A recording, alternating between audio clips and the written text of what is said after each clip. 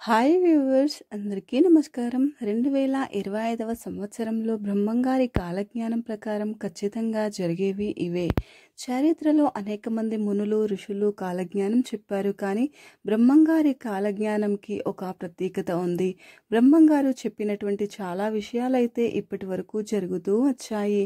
ఈ 2025వ సంవత్సరం బ్రహ్మంగారి కాలజ్ఞానం ప్రకారం ఖచ్చితంగా జరగబోయేది ఏమిటో తెలిస్తే మీరు ఆశ్చర్యపోతారు.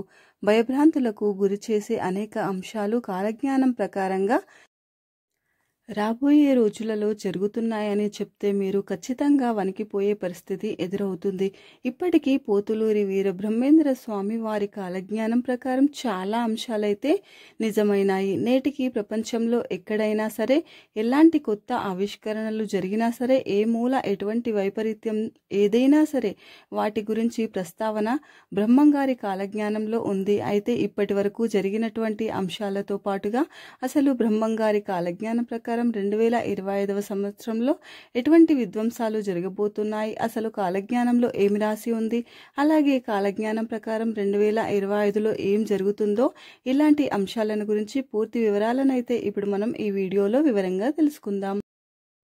రాజుల పాలన నశిస్తాయని బ్రహ్మంగారు తన కాలజ్ఞానంలో వెల్లడించారు. మన భారతదేశంలో రాచరిక వ్యవస్థ లేదు. ఇప్పుడంతా కూడా ప్రజాస్వామ్య వ్యవస్థని ఆచరిస్తున్నారు. కరువు మొదలుకొని ప్రపంచాన్ని ఎన్నో రకాలైనటువంటి వైరస్లు ఎప్పుడూ గడగడలాడిస్తూ ఉన్నాయి. కొన్ని వ్యాధులకైతే శాస్త్రవేత్తలు ఇంకా మందులు కూడా కనుక్కోలేకపోతున్నారు. 2025వ సంవత్సరంలో అక్రమ సంబంధాలు విపరీతంగా పెరుగుతాయని, ఇవి హత్యలకు దారితీస్తాయని బ్రహ్మంగారు తన కాలజ్ఞానంలో చెప్పారు. అలాగే ఏ వ్యక్తి కూడా 20 సంవత్సరాల కంటే ఎక్కువ కాలం జీవించి ఉండడని చెప్పారు. కులమత భేదాలు నశిస్తాయని చెప్పారు. భూకంపాలు ఏర్పడటం వలన అన్ని వ్యవసాయ భూములు ధాన్యాన్ని ఉత్పత్తి చేయలేవు. తీవ్రమైన ధాన్యం కొరత ఏర్పడుతుందని చెప్పారు. బ్రహ్మంగారు కర్నూలు జిల్లాలోని బనగానపల్లెలో పశువుల కాపరిగా ఉండేవారు. ఆయన పశువులు కాస్తూ వెళ్లి రవ్వలకొండ అనే ప్రాంతంలో పశువులన్నింటినీ కూడా ఒక కొండపైన ఉంచేవాడు. కొండపైన ఉన్న గుహలో కూర్చొని బ్రహ్మంగారు కాలజ్ఞానం రాశారని చరిత్ర చెప్తుంది. అందుకే అక్కడ ఉన్న కొండలని బ్రహ్మంగారి కొండలని పిలుస్తూ ఉంటారు. బ్రహ్మంగారు భవిష్యత్తులో జరగబోయే అనేకమైన అంశాలను గురించి ముందుగానే తన ఆత్మజ్ఞానంలో దర్శించి తాళపత్ర గ్రంథాలలో రచించారు. ఆయన రాసిన కాలజ్ఞానాన్ని బ్రహ్మంగారు ఒక చింత చెట్టు కింద దాచారని అక్కడ ప్రజలు చెప్తారు. బ్రహ్మంగారి కాలజ్ఞానంలో ఇప్పటి వరకు మనకు తెలిసిన అంశాలు చాలా తక్కువ. బ్రహ్మంగారు ఇప్పటికే చెప్పిన కాలజ్ఞానంలో అంశాలను గనుక పరిశీలిస్తే కాశీలోని దేవాలయం 40 రోజుల పాటు మూతపడుతుందని, పరమ పవిత్రమైన గంగా నదికి వరదలు వస్తాయని, అలాంటి సమయంలో కలరా వ్యాధితో చాలా మంది ఇబ్బందులను ఎదుర్కొంటారని బ్రహ్మంగారు కాలజ్ఞానంలో చెప్పారు. నిజంగానే వరదలు రావడం కారణంగా, కలరా వ్యాధి వ్యాపించడం కారణంగా కాశీ పుణ్యక్షేత్రాన్ని దర్శించడానికి భక్తులు ఎవ్వరూ వెళ్ళలేదు. దీని కారణంగా కాశీలోని దేవాలయాన్ని 40 రోజుల పాటుగా మూసివేశారు. అలాగే సూర్యుడు అనగా ఎండలు ఇంకా విపరీతంగా పెరుగుతాయని చెప్పారు. అంతేకాకుండా బ్రహ్మంగారి కాలజ్ఞానంలో జరగబోయే అంశాలని గురించి, ముఖ్యంగా ఈ 2025లో జరగడానికి అవకాశాలు అధికంగా ఉన్న అంశాలను గురించి కూడా ఎన్నో ప్రస్తావించారు. రాబోయే రోజులలో కృష్ణానది కనకదుర్గ అమ్మవారి ముక్కుపుడకను అంటుకుంటుందని, జలప్రలయం ఏర్పడి భూకంపం వచ్చే అవకాశాలు ఉన్నాయని చెప్పారు.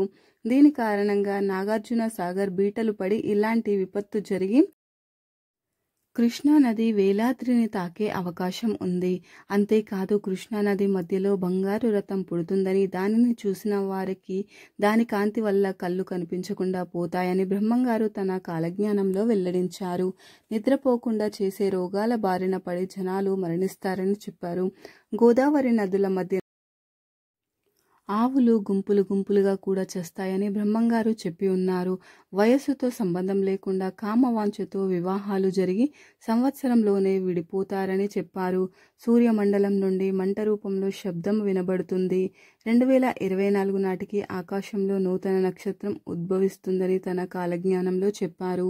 దేశంలో తీవ్రమైన కరువు ఏర్పడుతుంది. ప్రళయానికి సూచనగా ఆకాశం రెడ్ కలర్లోకి మారుతుంది. విచిత్రమైన ఈత చెట్టు ఒకటి పుట్టి రాత్రి నిద్రపోతుంది, పగలు మళ్ళీ నిద్రలేచి నిలబడుతుంది. ఇలా 8 సంవత్సరాలు జరిగిన తర్వాత ఆ చెట్టు నశిస్తుంది. తిరుపతికి వెళ్లే దారులన్నీ కూడా మూసుకుపోతాయి. శ్రీ వెంకటేశ్వర స్వామి సంపదని 6 దొంగలు దోచుకుంటారు. శ్రీశైలం మల్లికార్జునుడు భక్తులతో మాట్లాడుతాడు. బనగానపల్లెలో చింత చెట్టుకి జాజులు పూస్తాయి. యాగంటి బసవన్న రెంకలు వేస్తాడు. శ్రీకాళహస్తి గుడిలో దోపిడీ జరుగుతుంది. మధుర మీనాక్షి జనులతో మాట్లాడుతుంది. మల్లికార్జునుడు శ్రీశైలం నుండి వదిలి వింధ్య పర్వతాలకు వెళ్తాడు. నెల్లూరు సీమ నీటిలో మునిగిపోతుంది. మద్రాస్ నగరంలో ప్రకృతి వలన జనులు అల్లాడిపోతారు. శ్రీ కుమారస్వామి గుడి వారం రోజుల పాటు మూసివేస్తారు. బెంగళూరులోని వైశ్యకులంలో శ్రీ మహాలక్ష్మీదేవి జన్మిస్తుంది. తిరుమలలో శ్రీవారి కుడి భుజం పగులుతుంది. కంచి కామాక్షి కన్నెర్ర చేస్తుంది. అర్ధరాత్రి సూర్యోదయం అవుతుంది.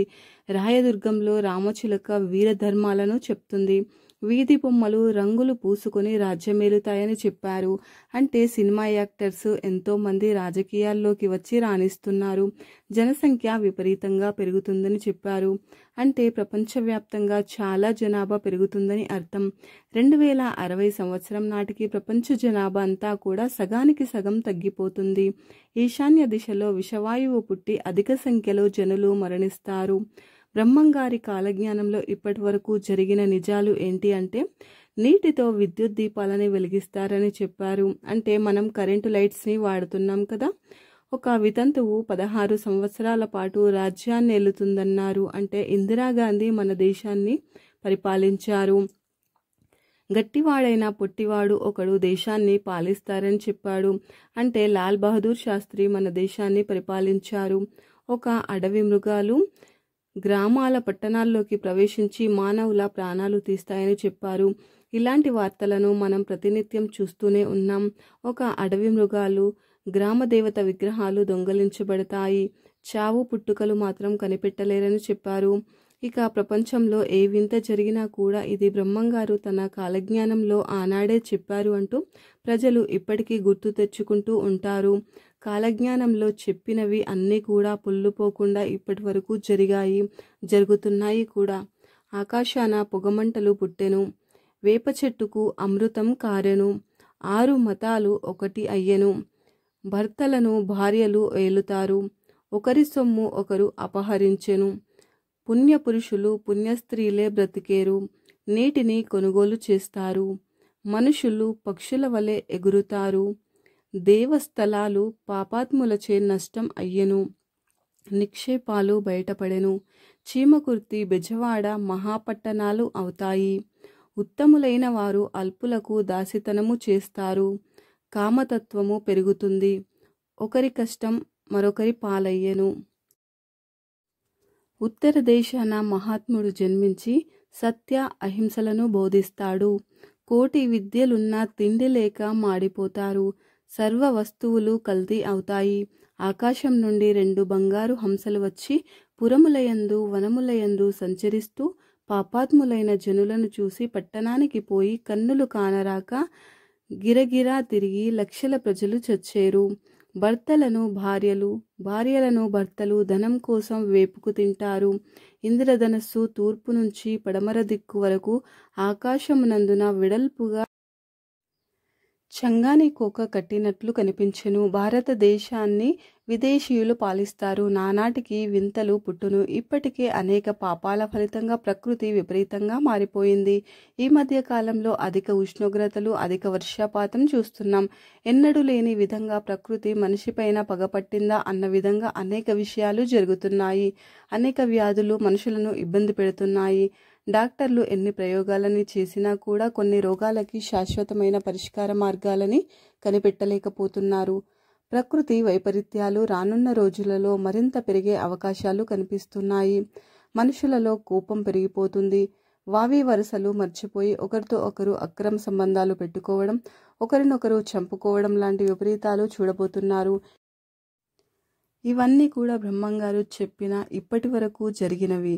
అలాగే ఇకపైన జరగబోయే అంశాల గురించి భయపడక తప్పదు. ఈ వీడియో కనుక మీకు నచ్చినట్లయితే లైక్ చేయండి, షేర్ చేయండి, ఓం నమః శివాయ అనే చిన్న కామెంట్ పెట్టండి.